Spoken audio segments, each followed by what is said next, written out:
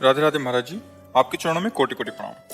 भगवान, आज से 1 वर्ष पूर्व जब यहाँ आया था तो आपने अपने अंदर के हैलोजन को प्रकाशित करने की बात कही थी, उसी में प्रयासरत हूँ, परंतु देहाभिमान नहीं गलित हो रहा महाराज जी, और मतलब काम वासना की वृत्तियां असहनीय हो रही हैं महाराज जी। खान पान गलत हो रहा है, भजन कम हो रहा है, कुसंग ज्यादा हो रहा है, इसीलिए ऐसा है। अगर हमारा भजन ठीक हो, सात्विक आहार हो, पवित्र जीवन हो, गंदी वासनाओं का संस्कार वसात स्फुरण होता है। असहनीय या परेशान हो जाने का मतलब है आप हस्तमैथुन या मोबाइल या गलत बच्चों का संग या किसी स्त्री का आकर्षण संग बिना इसके नहीं हो सकता। आपका कोई कनेक्शन है, उस कनेक्शन को काटिए। कनेक्शन नहीं होता, मन उठा, घूमा, फिर आ गया, राधा राधा राधा राधा। कनेक्शन है, उसी गली में खड़ा कर देगा जाके, वही क्रिया करवा देगा, मोबाइल में चित्त लगा देगा। कनेक्शन है, कोई गलत कनेक्शन है, कुसंग है, उसको आप देख लीजिए, अंदर देखो। अगर ऐसा नहीं है तो मन केवल उठेगा और शांत हो जाएगा।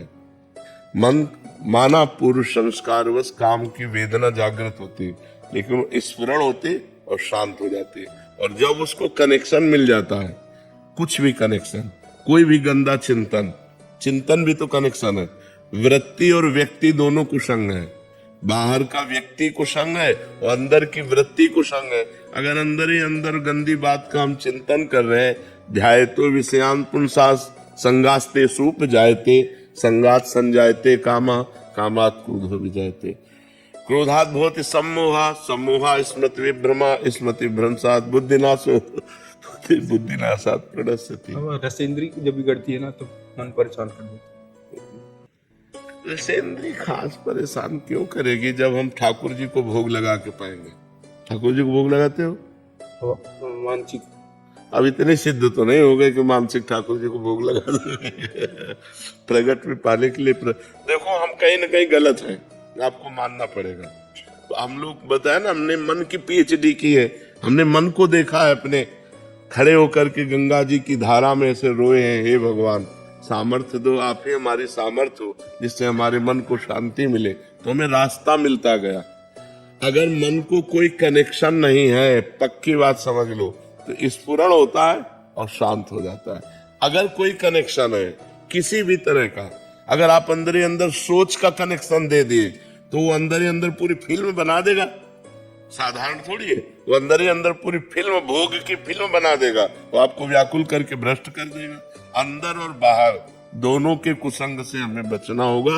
और नाम जप करो और जो भोजन पाओ उसे भगवान को समर्पित करके। देखो, हमारा मनुष्य शरीर है, इससे सेवा जरूरी है। ठाकुर सेवा सबके पास होनी चाहिए।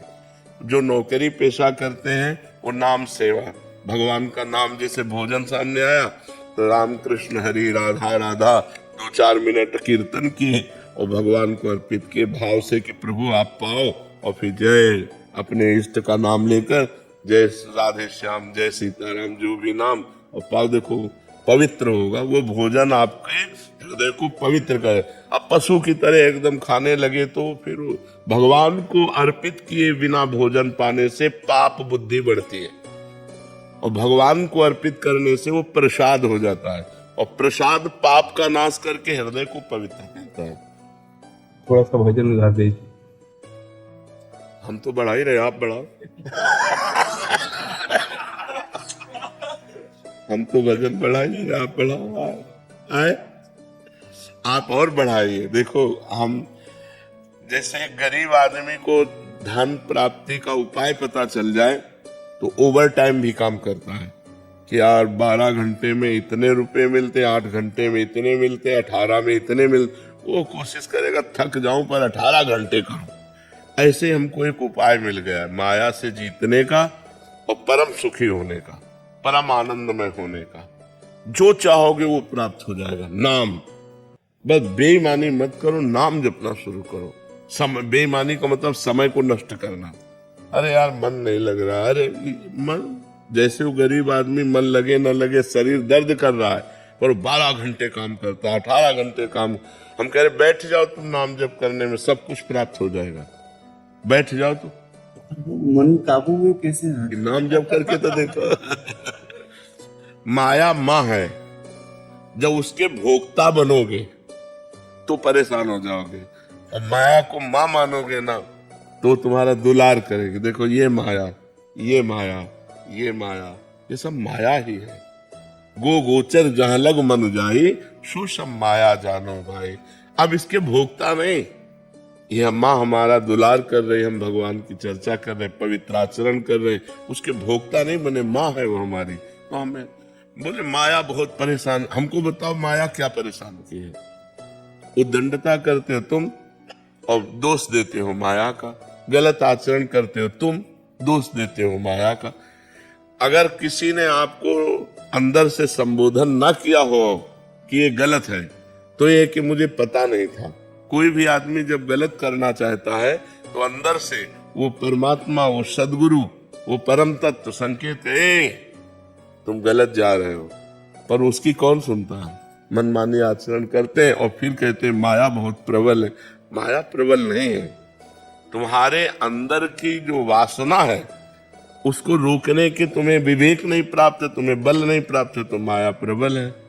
अगर हम नाम जप करें तो नाम महान है कि माया महान है? विचार करो। ऐसी भगवान की माया शक्ति जो भगवान से विमुख है उनका आकर्षण करके भ्रष्ट करती है, और जो भगवान के सम्मुख है नाम जप करते हैं उन्हें माँ की तरह दुलार करती है। तो आप भगवान के सम्मुख हो जाओ, नाम जप करो, पवित्र भोजन करो, पवित्र आचरण करो। अभी देखो आपका हृदय प्रसन्न हो जाएगा, आनंदित हो जाएगा। अब गंदे आचरण करो, गंदा भोजन करो, गंदे लोगों के पास बैठो, गंदा चिंतन करो, तो फिर माया ही माया है, फिर क्या कहना है। इसलिए हम लोग माया को दोष ना दें, हम लोग अपने आचरणों को जो बिगड़ने की जहां से मूल बात है वासना, उसको रोकने की कोशिश करें। देखो अपनी जवान बहन से गले लगते हैं, क्या काम आ जाता है क्या? अपनी जवान बेटी अपने गले लगती, मान लीजिए हॉस्टल में रह रही, महीना 2 महीना बाद आए पापा कह के गले लगते, तो आंसू आ जाते हैं। बेटा बेटा, एक भाव पवित्र बेटी या बहन का हमको काम भाव का स्फुरण नहीं होने देता अपनी बहन में और अपनी बेटी में, और हम दूसरे की बहन बेटियों पर गंदी नजर डालते हैं, हमारा भाव बिगड़ गए, भाव बिगड़। वो भी तो माया है, पर वहां भाव नहीं बिगड़ा। और अगर हम भगवत भाव कर ले, जैसे इन्होंने कहा कि हमारी सब श्री जी स्वरूपा बच्चियां हैं, बहुत अच्छा लगा, क्योंकि ऐसा ही होना चाहिए। अध्यापक गुरु को यही चाहिए कि अपने बच्चे और बच्चियों को भगवत स्वरूप देखे, उनके साथ कभी गलत भावना न रखे, ऐसा ही भाव।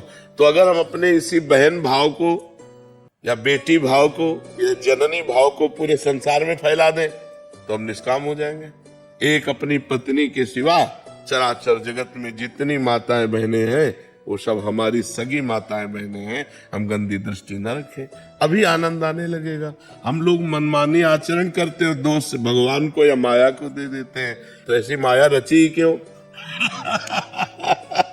नहीं, जो माया रची है वो क्षितिजल पावक गगन समीरा। अब बताओ पानी न रचते तो तुम कैसे पीते, भोजन न रचते तो कैसे, आंख न रचते तो कैसे, माँ न होती तो हम पैदा ही न होते, अगर हमारी बहन ना होती तो किसी की माँ न बनती, अगर बेटी न होती तो किसी की बहू न बनती। सब कुछ जरूरी है ना, तो हमें ठीक होना जरूरी है। हम भगवान को न कोसे तो हमें चाहिए कि हमें एक सुधार करना है अपना, भगवान और माया को नहीं कोसना, अपना सुधार कर लो। माया नाम की कोई चीज नहीं। हम क्या माँ का भाव बढ़ा नहीं सकते? सब माताओं बहनों में माँ का भाव बढ़ा दे, अपनी पत्नी के सिवा छोड़कर सबको मात्र जननी समझाने पर नारी, धन पराय बिस्ते बिस भारी, जिन्हें राम तुम प्राण प्यारे, तिनके मन शुभ सदन तुम्हारे। खूब नाम जप करो, गंदे नशा मत करो, गंदे आचरण मत करो, सुखी हो जाओगे। मन कहता है ये करो, तो बुद्धि है ना निर्णायक, उससे निर्णय करो, ये सही कह रहा है कि गलत। अगर गलत कह रहा है तो मत करो, नहीं फंस जाओगे। 5 मिनट के कार्य में आजीवन कारावास, उसको परिणाम भी तो दिखाना चाहिए। 5 मिनट की छेड़खानी की वो आजीवन कारावास, केस फंस गया तो आजीवन कारावास। मन को दिखाओ ना ये कि पुलिस के डंडा भी चलेंगे अगर ये करना शुरू कर दिया। ऐसा करोगे तो तुम जेल भी जा सकते हो। उसको अगर दूर का परिणाम दिखाओ तो डर जाएगा फिर गलत आचरण से। मतलब अगर धार्मिक ना कर सको, मान लो मन धार्मिक भय नहीं मान रहा तो व्यवहारिक भय लाओ उसमें। मन को डरवाओ, जब वो गलत सोचे उसी समय डरवाओ, और अगर डरवाओगे तो बच जाओगे, नहीं तो फिर जीवन भर डरते रहोगे, ऐसी समस्या आ जाएगी। बहुत फंसाने वाला मन है। कामवासना की असहनीय वृत्तियों से मुक्ति, एक संपूर्ण समाधान। शब्द कामवासना मनुष्य के सबसे प्रबल और गहरे भावों में से एक है। यह शारीरिक आवश्यकता के साथ साथ मानसिक, भावनात्मक और आध्यात्मिक स्तर पर भी असर डालती है। जब यह भावना असंतुलित हो जाए, यानी बार बार ध्यान भटकाना, अश्लील कल्पनाएं करना, किसी के प्रति अस्वस्थ रूप से आकर्षित होना या हस्तमैथुन की लत, तो यह व्यक्ति के जीवन को कष्टप्रद बना देती है। यहां हम कामवासना की असहनीय वृत्तियों को समझेंगे और इससे निकलने के प्राकृतिक, व्यवहारिक और आध्यात्मिक उपायों को विस्तार से जानेंगे। 1. कामवासना क्या है? काम, लस्ट, हमारे अंदर जन्मजात प्रवृत्ति है। ये जीवन को आगे बढ़ाने का एक जैविक माध्यम है, लेकिन जब यह प्रवृत्ति नियंत्रण से बाहर हो जाती है तो ये मानसिक अस्थिरता लाती है, ऊर्जा नष्ट करती है, संबंध को प्रभावित करती है, अपराधबोध और हीन भावना उत्पन्न करती है, ध्यान और आत्मविकास में बाधा बनती है। यदि ये वृत्तियां आपको अत्यधिक महसूस हो रही है तो ये साधारण नहीं है। ये संकेत है कि आपको गहराई में जाकर इसे समझना और सुधारना होगा। मनोवैज्ञानिक कारण काम की तीव्र इच्छा के पीछे कई कारण हो सकते हैं। अकेलापन, भावनात्मक कमी को शारीरिक इच्छा के रूप में अनुभव करना। बोरियत, दिमाग को उत्तेजना चाहिए। सेक्स फंतासी सबसे तेज उत्तेजना देता है। डिजिटल लत, पोर्नोग्राफी, इंस्टाग्राम रील्स या नग्नता से भरे कंटेंट का बार बार संपर्क, दबाया हुआ तनाव, कामेच्छा तनाव से छुटकारे का एक तरीका बन जाती है। हार्मोन असंतुलन जैसे टेस्टोस्टेरोन का बढ़ना। 3. सबसे पहले क्या करना चाहिए? 1. अपने ट्रिगर पहचानो। क्या कोई खास समय है, जैसे रात को अकेले में? क्या कोई खास ऐप या वेबसाइट है? क्या कोई भाव जैसे दुख, तनाव इसके पीछे है? 2. अस्वस्थ आदतें तोड़ो। देर रात मोबाइल इस्तेमाल बंद करो। सोशल मीडिया स्क्रॉलिंग सीमित करो। पोर्न को हमेशा के लिए ब्लॉक करो। Blocker x. जीवन में अनुशासन लाओ। सुबह जल्दी उठो, ठंडे पानी से स्नान करो, रात को जल्दी सो। चेयर, कामवासना से निपटने के डेप्थ प्रभावशाली उपाय। 1. ऊर्जा का रूपांतरण, ब्रह्मचर्य ट्रांसम्यूटेशन। काम शक्ति ही सबसे बड़ी रचनात्मक शक्ति है। इसे सेक्स में नष्ट करने की बजाय उत्कृष्ट कार्यों में बदलना सीखो। चित्रकारी, लेखन, संगीत, योग, ध्यान, शारीरिक व्यायाम, शरीर की शक्ति का रूपांतरण। टिप, जब कामेच्छा जाए तुरंत दैट्स इट, पुशअप मारो या 5 मिनट दौड़ो। ध्यान, ध्यान मानसिक गहराई को छूता है। यह विचारों को शांत करता है। सुबह शाम 10 मिनट अनुलोम विलोम, 5 मिनट ओम का उच्चारण, 15 मिनट विपश्यना या सोहम ध्यान। लाभ, विचारों का बहाव धीमा होता है, भीतर संतुलन और स्थिरता आती है, काम तनाव की तीव्रता कम होती है। एंड दी सात्विक भोजन और दिनचर्या, जैसा खाओगे वैसा बनोगे। मांस, लहसुन, प्याज, तला भुना काम वृत्तियों को बढ़ाता है। फास्ट फूड से मानसिक उत्तेजना बढ़ती है। अपनाएं फल, दूध, शुद्ध घी, हरी सब्जियां। रात 9 बजे के बाद भोजन बंद। सुबह 6 बजे का समय ब्रह्म मुहूर्त माना गया है। कठोर लक्ष्य बनाओ। जिसके पास बड़ा लक्ष्य हो उसकी ऊर्जा लक्ष्य पर केंद्रित होती है, वासना पर नहीं। क्या तुम्हारा कोई